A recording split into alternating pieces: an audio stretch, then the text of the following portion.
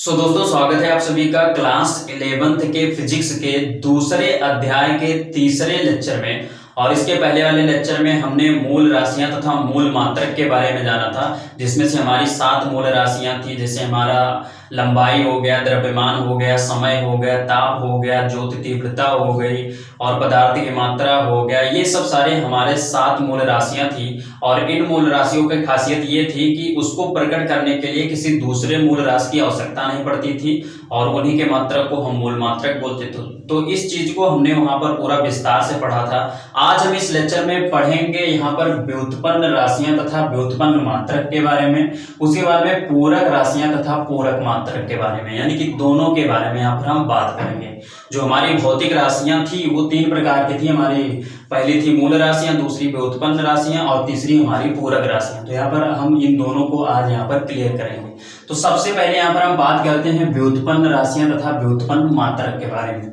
तो इसके बारे में यहाँ पर हमने लिखा कि वह भौतिक राशियां जो मूल राशियों से मिलकर बनी होती हैं व्युत्पन्न राशियां कहलाती हैं तथा इन राशियों के मात्रक को व्युत्पन्न मात्रक कहते हैं। कहने का मतलब क्या है कि ये जो व्युत्पन्न राशियां हैं इनके नाम से ही पता है कि ये उत्पन्न मतलब ये मूल राशियों से मिलकर बनी होती हैं। ये खुद से एक राशि नहीं होती है, बल्कि मूल राशियां जो होती हैं उन्हीं के सम्मेलन से, उन्हीं के मिलन से यहाँ पर इस व्युत्पन्न राशि उत्पन्न होती है। जैसे कि उदाहरण की अगर हम बात करें तो यहाँ पर अगर हम उदाहरण की बात करें तो हमारा हो जाएगा जैसे क्षेत्रफल।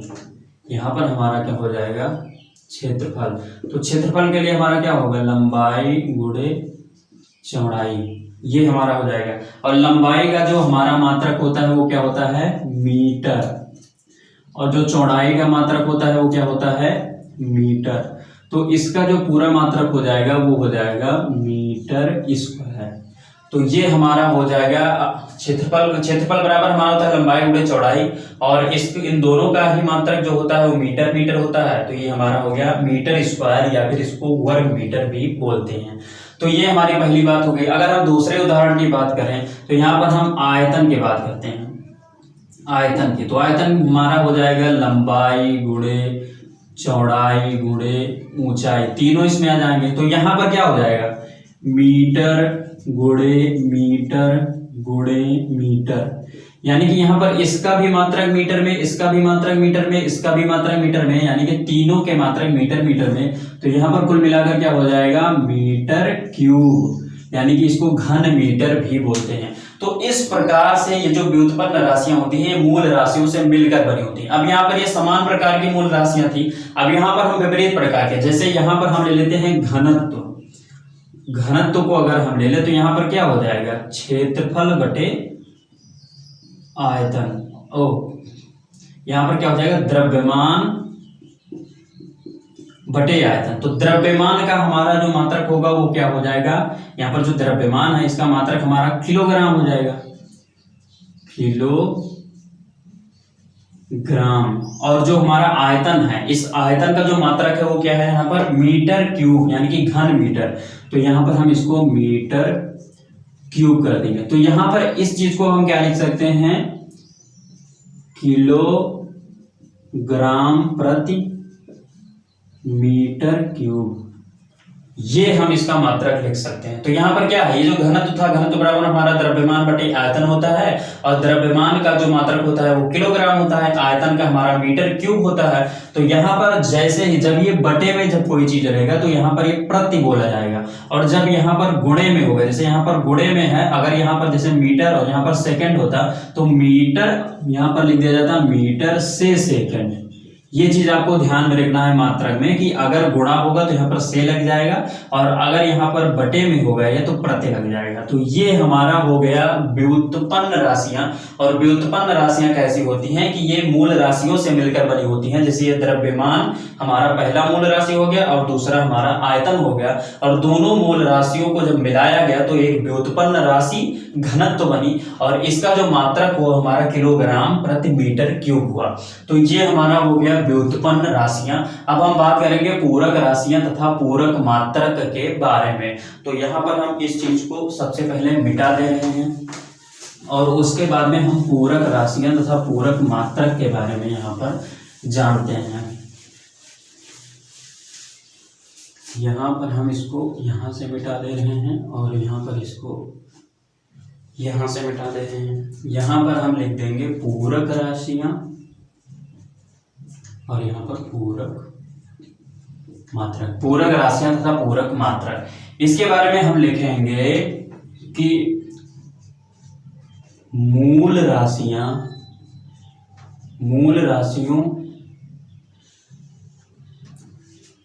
तथा व्युत्पन्न राशियों के अलावा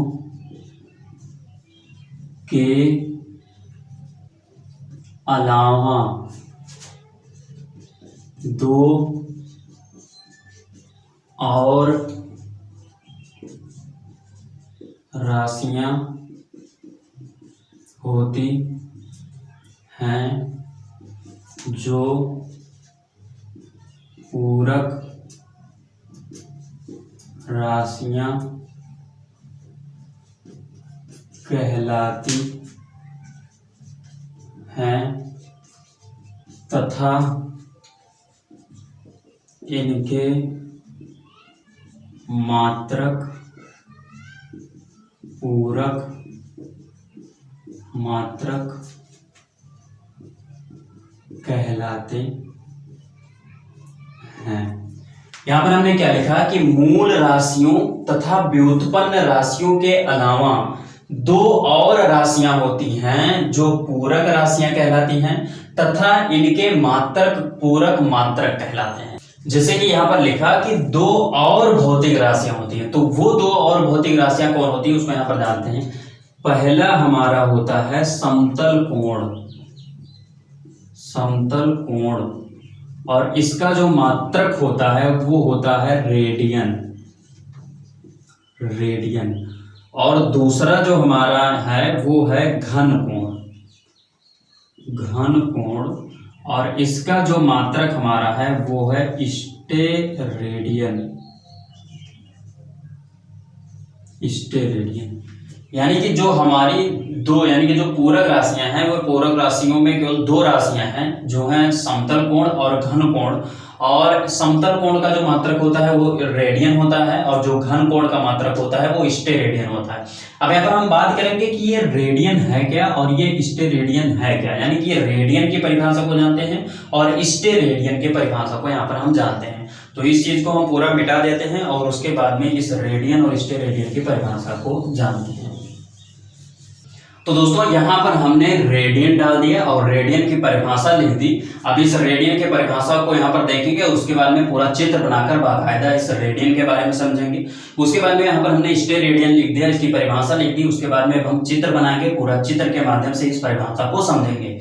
तो यहाँ पर हम रेडियन पर बात करते हैं। रेडियन की जो परिभाषा है वो है, एक रेडियन वह कोण है जो किसी वृत्त की त्रिज्या के माप की चाप वृत्त के केंद्र पर आंतरित करती है। इस चीज को जब हम चित्र के माध्यम से समझेंगे तब ये बहुत आसानी से समझ में आएगा। तो यहाँ पर हम मान लेते हैं कि ये हमारा एक वृत्त है और वृत्त का केंद्र यहाँ पर मान लेते हैं। अब जो वृत्त की त्रिज्या है उसको हम मान लेते हैं r है, यानी कि वृत्त की त्रिज्या की जो दूरी है वो है r है।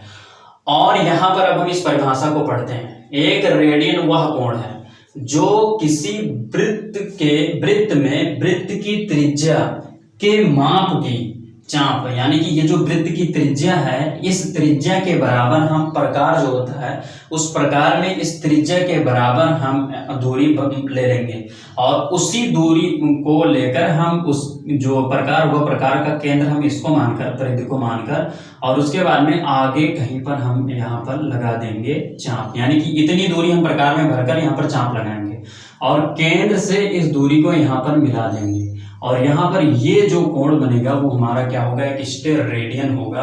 अर्थात यहाँ पर ये जो हमारा यहाँ से ये बना पूरा आकृति ये हमारा क्या है, एक स्टेरेडियन है। ये जो हमारा है ये क्या है, एक स्टेरेडियन है। यहाँ पर एक बार दोबारा से परिभाषा से देखते हैं कि जो यहाँ पर देखिए एक रेडियन वह कोण है जो किसी वृत्त में, यहाँ पर ये हमारा वृत्त हो गया, वृत्त की त्रिज्या r हो गई के माप के के माप यानी के बराबर, तो इतने बराबर हमने प्रकार की दूरी ले ली। चाप, और उसके बाद में हमने इसके परिधि पर इसको केंद्र मानते हुए चाप लगा दिया। वृत्त के केंद्र पर आंतरित करती है, तो वृत्त के यहाँ इस बिंदु से वृत्त के केंद्र पर आंतरित करती है, अर्थात ये जो पूरी हमारी आकृति हुई ये क्या है, हमारी एक रेडियन है। तो एक रेडियन की परिभाषा आपको समझ में आ गई होगी। अब हम बात करते हैं स्टेरेडियन पर। स्टेरेडियन के बारे में भी यहाँ पर हमने लिखा है, तो इसको यहाँ पर पढ़ते हैं कि एक स्टेरेडियन वह घनकोण है जो किसी गोले के त्रिज्या के वर्ग के बराबर क्षेत्रफल वाले किसी गोलीय पृष्ठ द्वारा गोले के केंद्र पर आंतरित होता है। इस चीज को ऐसे ही आप नहीं समझ पाएंगे, जब हम इसको चित्र बनाकर समझाएंगे तो आप अच्छे से समझ में आएगा आपको। ये मान लेते हैं कि हमारा गोला है और इस गोले का केंद्र यहां पर है और जो त्रिज्या है वो मान लेते हैं r है, त्रिज्या हमारी r है। अब यहां पर क्या है कि इस हम परिभाषा को पढ़ते हैं, एक स्टेरेडियन वह घनकोण है जो किसी गोले के त्रिज्या के वर्ग के, तो वर्ग करना है, यहाँ पर त्रिज्या क्या है हमारा आर स्क्वायर, आर है और इसका वर्ग क्या होगा आर स्क्वायर होगा। यहाँ पर देखिए जो किसी गोले के त्रिज्या के वर्ग के, तो गोला का त्रिज्या आर है और इसका वर्ग आर स्क्वायर हो जाएगा, वर्ग के बराबर क्षेत्रफल वाले, यानी कि अगर हम सबसे पहले देखो ये जो हमारी पूरी गोला है इसका जो यहाँ पर हमारा क्षेत्रफल होगा वो क्या होगा 4 पाई आर स्क्वायर, ये हमारा इसका क्षेत्रफल होगा।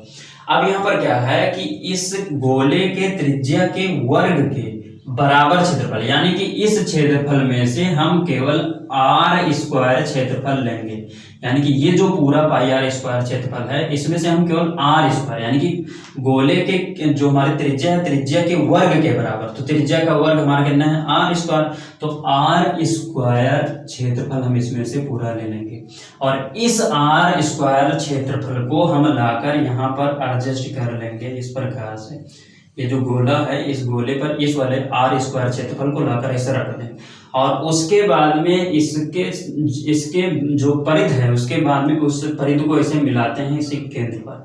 तो यहाँ से आपको क्या देखने को मिलता है कि यहाँ पर एक पूरा घनकोण बन जाता है, अर्थात इस आकृति को यहाँ पर बनाएं तो कुछ इस प्रकार से यहाँ पर आकृति यहाँ पर आपको देखने को मिलती है।